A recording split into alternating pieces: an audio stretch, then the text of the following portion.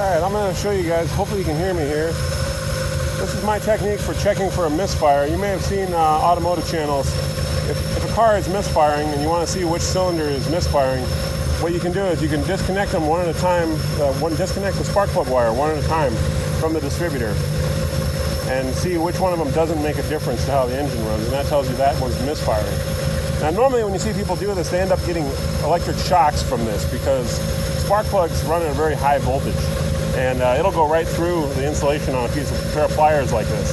Now I'm going to show you my little technique for not getting shocked while you do this. You just take a simple little jumper wire like this, and you connect it to anywhere metal on the car with something that's grounded.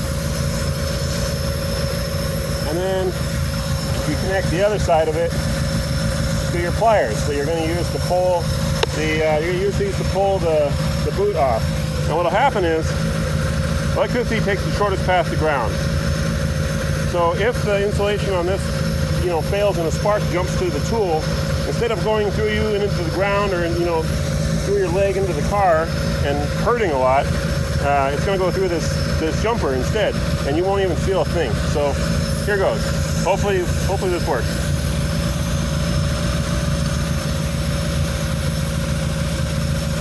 Yeah, I think we found it on the first try too.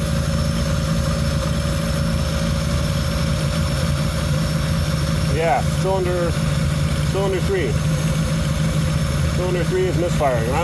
I can hear it jump into the tool. I can hear it cracking, and I can see arcs hitting this. I feel nothing in my hand right now. So, think smarter. Don't get shocked, people.